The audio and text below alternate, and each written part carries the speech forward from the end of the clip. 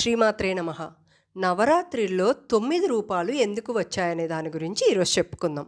నవరాత్రి అంటే ఏమిటంటే అది 9 రోజులు పండుగ. ఎవరి పండుగ అంటే అమ్మ పండుగ, దుర్గమ్మ వారి పండుగ ఈసారి వచ్చే నవరాత్రులు.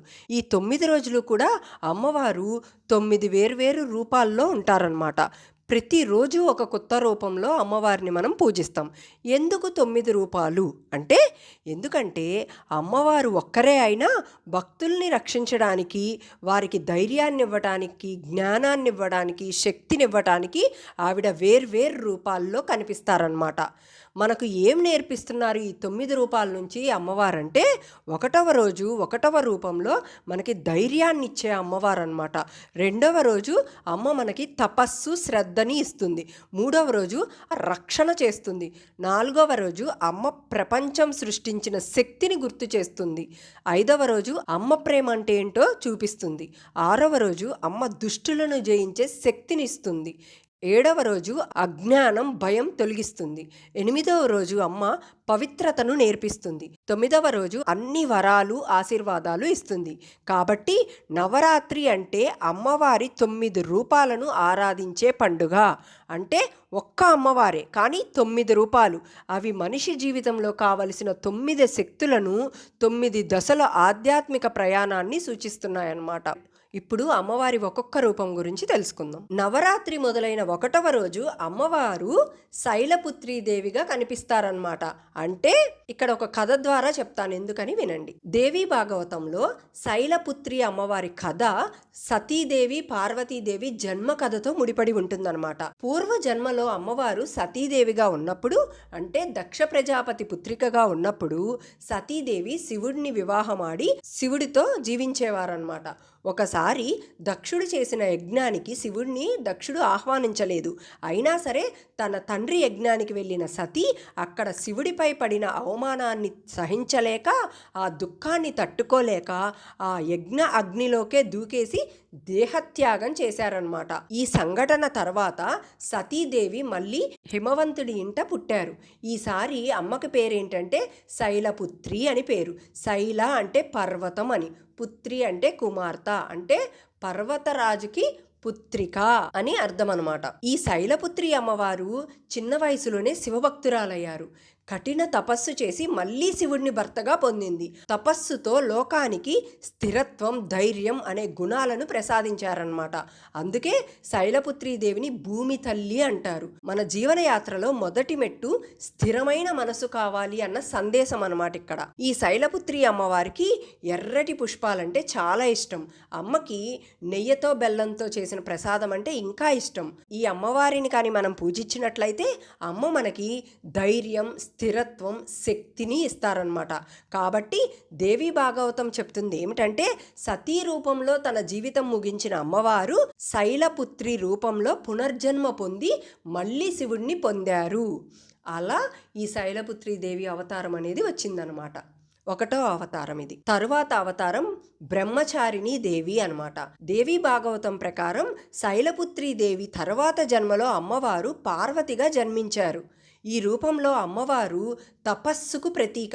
చిన్న వయసులోనే శివుడిని భర్తగా పొందాలని సంకల్పించారు. అందుకోసం కఠినమైన తపస్సు చేశారనమాట. ఎన్ని రోజులు తపస్సు చేశారో తెలుసా? కొన్ని వేల ఏళ్ల పాటు ఆహారం లేకుండా కేవలం గాలి, ఆకులు, నీటితో జీవించారు అమ్మవారు. అమ్మవారి తపస్సుతో దేవతలందరూ కూడా ఆశ్చర్యపోయారనమాట. బ్రహ్మ, విష్ణు, ఇంద్రాది దేవతలందరూ కూడా అమ్మ తపస్సు మహిమను చూసి నమస్కరించారు. చివరికి అమ్మ తపస్సు ఫలించి శివుడే ఆమెకి భర్త అయ్యాడనమాట. అందుకని బ్రహ్మచారిణి అమ్మవారు శ్రద్ధ, సహనం, క్రమశిక్షణకు ప్రతీక. మన జీవితంలో ఏ పని చేసినా ఒక పట్టుదల, సహనం ఉండాలి అంటే అమ్మని ఈ రూపంలో కానీ మనం ప్రార్థించినట్లయితే ఖచ్చితంగా అమ్మ మనకు అవి ఇస్తారు. బ్రహ్మచారిణి అమ్మవారికి మల్లె పువ్వులంటే చాలా ఇష్టం అనమాట. అమ్మకి ప్రసాదం పెరుగు, బెల్లంతో చేసినవి చేస్తే అమ్మ ఇష్టపడతారు. ఈ అమ్మని పూజించడం వల్ల మనకి జ్ఞానం, ధైర్యం, సహనం, మంచి అదృష్టం లభిస్తాయన్నమాట. కాబట్టి దేవీ భాగవతంలో చెప్తుంది ఏమిటంటే, బ్రహ్మచారిణి రూపంలో ఉన్న అమ్మవారు తపస్సు చేసి తన ఆచరణతోనే భక్తులకు సహనం, పట్టుదల, ధైర్యం అనే గుణాలను నేర్పిస్తారనమాట. అది బ్రహ్మచారిణి దేవి అవతారానికి అర్థం. తర్వాత మూడవది దేవి భాగవతం ప్రకారం శైలపుత్రి దేవి, బ్రహ్మచారిణి దేవి రూపాల తర్వాత అమ్మవారు చంద్రఘంట రూపంలో పూజింపబడతారు. అమ్మవారి నుదుట ఒక అర్ధచంద్రాకారమైన గంట, చంద్ర మరియు గంట ఉంటుందన్నమాట. అందుకే ఆమె పేరు చంద్రగంట అంటారు. ఈ రూపంలో అమ్మవారు సింహవాహనం పైన కూర్చుంటారు. చేతుల్లో ఖడ్గం, గద, ధనస్సు, కమలము మొదలైన ఆయుధాలను ధరించి భక్తులను రక్షిస్తారనమాట. ఇక్కడ చంద్రగంట అమ్మవారు అసురుల సైన్యాన్ని జయించి దేవతలనే రక్షించారనమాట. ఈ రూపంలో యుద్ధ సమయంలో అమ్మవారి ఘంటానాదంతోనే శత్రువులు భయపడిపోయారు. ఆ ఘంటానాదం భక్తులకు శాంతి, ధైర్యాన్ని ఇచ్చిందనమాట. అందుకని అమ్మవారికి చంద్రఘంట రూపంలో పూజిస్తారు. ఇక్కడ అమ్మవారు శాంతి స్వరూపిణి కూడా, యుద్ధ రూపిణి కూడా. భక్తుల్ని రక్షించడానికి మాత్రమే ఆమె ఉగ్ర రూపం దాల్చుతారు. లేకపోతే అమ్మ ఎప్పుడు కూడా శాంత స్వరూపంగానే ఉంటారు. భక్తులు నిజాయితీగా పూజిస్తే అమ్మ మనకి వాళ్ళల్లో నుండి భయం అనేదాన్ని తొలగించేస్తుంది, ధైర్యాన్ని ప్రసాదిస్తుంది అనమాట. ఈ అమ్మవారికి కనకాంబరాలంటే చాలా ఇష్టం అనమాట. ప్రసాదం వచ్చేసి పాలుతో చేసిన మిఠాయిలు అంటే అమ్మకి చాలా ఇష్టం. ఈ అమ్మవారికి పూజించడం వల్ల భయం తొలగిపోయి ధైర్యం, శాంతి, సుఖం కలుగుతాయన్నమాట. కాబట్టి దేవి భాగవతం చెప్తుంది ఏమిటంటే చంద్రఘంట రూపంలో అమ్మవారు తన ఘంటానాదంతో రాక్షసులను జయించి భక్తులకు శాంతిని ప్రసాదించారన్నమాట. అది అమ్మ గురించి. తరువాత రూపం ఏంటంటే కూష్మాండ దేవి రూపం అన్నమాట. దేవి భాగవతంలో చెప్తుంది ఏమిటంటే అమ్మవారు తన చిరునవ్వుతోనే సృష్టిని ప్రారంభించారనమాట. భూమి, ఆకాశం, సూర్యలోకం మొదలైనవన్నీ అమ్మవారి ఉత్సాహం, శక్తి వలనే పుట్టాయి. ఈ రూపంలో అమ్మవారు అష్టభుజాలతో అంటే 8 చేతులతో ఆయుధాలు, జపమాల, కమలాన్ని ధరించి ఉంటారనమాట. అమ్మవారు సృష్టి లేని ఖాళీ సమయంలో అమ్మ ఒక చిరునవ్వు నవ్విందనమాట. ఆ నవ్వుతోనే విశ్వం వెలుగుతో నిండిపోయింది.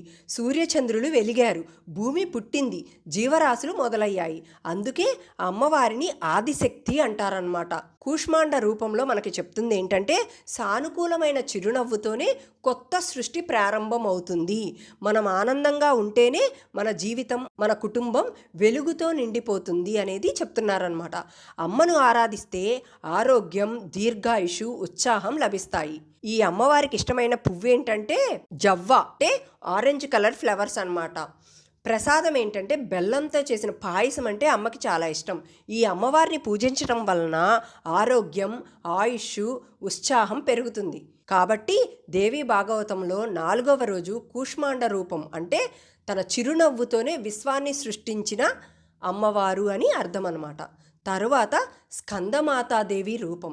దేవి భాగవతం ప్రకారం అమ్మవారు స్కంద అంటే కార్తికేయుడు అని అర్థం అనమాట.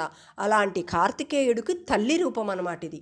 కాబట్టి అమ్మ పేరు స్కందమాత అంటారు. ఈ రూపంలో అమ్మవారు సింహవాహనం పైన కూర్చొని ఒడిలో బాలస్కందుడిని పట్టుకొని ఉంటారు. అమ్మ చేతులలో కమలం, ఆశీర్వాద ముద్రలతో భక్తులపై మాతృస్నేహాన్ని కురిపిస్తారనమాట.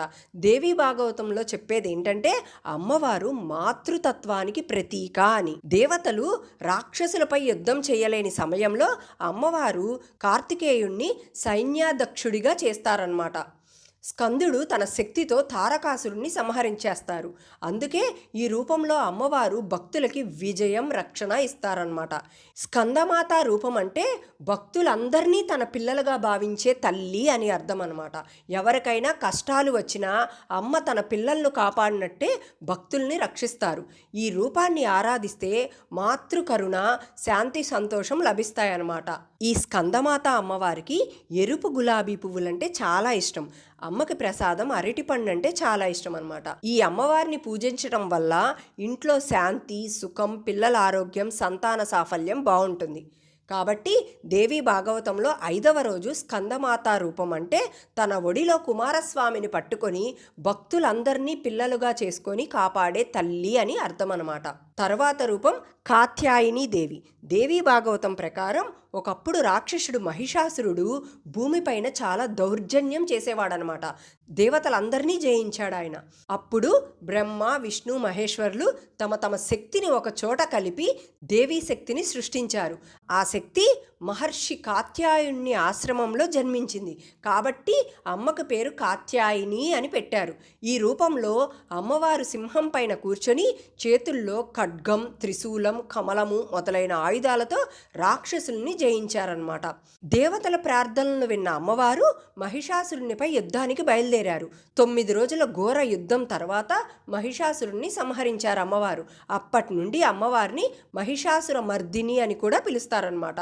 కాత్యాయని రూపం మనకు చెప్తుంది ఏంటంటే, చెడు శక్తులు ఎంత బలంగా ఉన్నా ధర్మశక్తి గెలుస్తుంది. భక్తులు ధైర్యంగా న్యాయంగా ఉంటే దేవి రక్షిస్తుందన్నమాట. అలాంటి వారిని అమ్మవారిని పూజిస్తే ఆత్మవిశ్వాసం, ధైర్యం, శక్తి పెరుగుతాయి. ఈ అమ్మవారికి ఇష్టమైన పువ్వు లిల్లీ పువ్వులు అనమాట. ప్రసాదం తేనె. అమ్మకి తేనె అంటే చాలా ఇష్టం. ఈ అమ్మవారిని పూజించడం వలన శత్రువులపై విజయము, ధైర్యము, శక్తి, రక్షణ లభిస్తాయి. కాబట్టి దేవీ భాగవతంలో 6వ రోజు కాత్యాయని రూపం అంటే మహర్షి కాత్యాయుని ఆశ్రమంలో జన్మించి మహిషాసురుని సంహరించి లోకాన్ని రక్షించిన అమ్మ అని అర్థం అన్నమాట. తరువాత కాలరాత్రి దేవి. దేవీ భాగవతం ప్రకారం అమ్మవారి అత్యంత ఉగ్రరూపం ఇదే.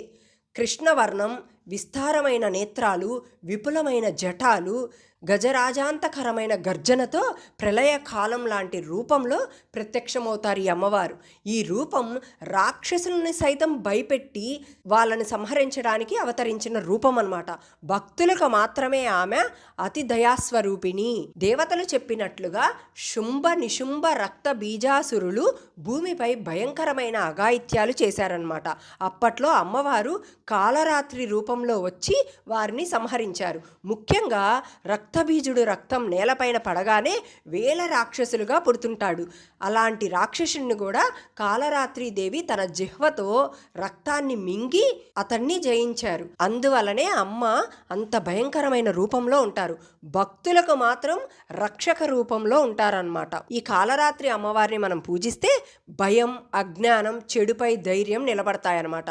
ఎవరైతే నిజాయితీగా అమ్మను పూజిస్తారో వారికి భయం అనేది ఉండదు, అజ్ఞానం తొలగిపోతుంది. ఈ అమ్మవారికి ఇష్టమైన పువ్వు ఏంటంటే ఎరుపు రంగు గులాబీలు. ప్రసాదం గుడిబెల్లం వడలంటే అమ్మకి చాలా ఇష్టం. ప్రత్యేకంగా ఈ అమ్మవారిని పూజించడం వల్ల భయాలు పోయి, అజ్ఞానం తొలగిపోయి ధైర్యం అనేది పెరుగుతుందన్నమాట. కాబట్టి దేవీ భాగవతంలో 7వ రోజు కాలరాత్రి రూపం అంటే భయంకర రూపంలో ఉన్న రాక్షసులను సైతం సంహరించి భక్తులను రక్షించటానికి, వారికి భయం లేని జీవితాన్ని ఇచ్చే అమ్మ రూపం అని అర్థం అన్నమాట. తర్వాత రూపం మహాగౌరీదేవి రూపం. దేవీ భాగవతం ప్రకారం అమ్మవారు కూడా పార్వతీదేవి రూపమే. శివుడిని భర్తగా పొందటానికి అమ్మవారు కొన్ని వేల సంవత్సరాలు కఠిన తపస్సు చేశారు. ఆ తపస్సుతో అమ్మ శరీరం మొత్తం కూడా దుమ్ముతో, మట్టితో నల్లగా కప్పబడిపోయి ఉందన్నమాట. శివుడి కృపతో గంగాజల స్నానం చేసినప్పుడు అమ్మ తెల్లగా, ప్రకాశవంతంగా, పవిత్రంగా మారిపోయారు. అందుకే ఈ రూపాన్ని మహాగౌరీ రూపం అని అంటారనమాట. మహా అంటే గొప్ప అని అర్థం, గౌరీ అంటే తెల్లటి వర్ణం అని అర్థం అన్నమాట. ఈ మహాగౌరీ అమ్మ తపశ్శక్తితోనే శివుడు అమ్మని స్వీకరిస్తారనమాట. అమ్మవారి ఈ రూపంలో భక్తుల పాపాలను తొలగించి పవిత్రతను ప్రసాదిస్తుంది. దేవీ భాగవతం చెప్తుంది ఏంటంటే, ఎవరు మహాగౌరీ దేవిని భక్తితో ఆరాధిస్తారో వారు వారు పాపాల నుండి విముక్తిని పొందుతారు. మహాగౌరీ అమ్మ రూపం అంటే పవిత్రత, దయ, కరుణకు ప్రతీక అనమాట. మనం మన హృదయాన్ని శుభ్రం చేసుకుంటే అమ్మవారి కృపతో జీవితం ప్రకాశిస్తూ ఉంటుంది. ఈ అమ్మవారికి తెల్లటి మల్లెలు లేదా తెల్లటి గులాబీలంటే చాలా ఇష్టం అనమాట. అమ్మవారికి ప్రసాదం ఇక్కడ కొబ్బరి లేదా పాలు అంటే చాలా ఇష్టం. ఈ అమ్మవారికి పూజించడం వల్ల ప్రత్యేకంగా పాపాలు తొలగిపోయి మనసు పవిత్రమవుతుందన్నమాట. అప్పుడు శాంతి అనేది కలుగుతుంది. కాబట్టి దేవీ భాగవతంలో 8వ రోజు మహాగౌరీ రూపం అంటే తపస్సు ద్వారా పవిత్రతను సాధించి భక్తులకు కూడా పవిత్రత, పాప విమోచనం ప్రసాదించే తల్లి అని అర్థం అన్నమాట. ఇక చివరి రూపం ఏంటంటే సిద్ధిదాత్రి దేవి అనమాట, అమ్మ రూపం. దేవి భాగవతం ప్రకారం సిద్ధి అంటే ఆధ్యాత్మిక శక్తులు, దాత్రి అంటే ఇవ్వగలిగినది అని. కాబట్టి ఈ రూపంలో అమ్మవారు భక్తులకు అష్టసిద్ధులు నవనిధులు ప్రసాదిస్తుంటారనమాట. బ్రహ్మ విష్ణు మహేశ్వరులు కూడా ఈ రూపంలో అమ్మవారిని ఆరాధించి వరాలు పొందారు. ఒకసారి దేవతలు లోకరక్షణ కోసం మహాశక్తిని ప్రార్థించారనమాట. అప్పట్లో అమ్మవారు సిద్ధిదాత్రి రూపంలో ప్రత్యక్షమై దేవతలకు అష్టసిద్ధులను ప్రసాదించారనమాట. ఈ శక్తులతో దేవతలు రాక్షసులను జయించి భూలోకంలో శాంతిని స్థాపించారు. సిద్ధిదాత్రి రూపం మనకేం చెప్తుందంటే అమ్మవారు మాత్రమే సర్వశక్తులకు మూలం.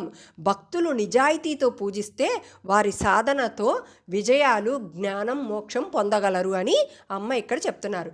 ఈ అమ్మవారికి ఇష్టమైన పువ్వు ఏంటంటే ఎరుపు చామంతి అనమాట.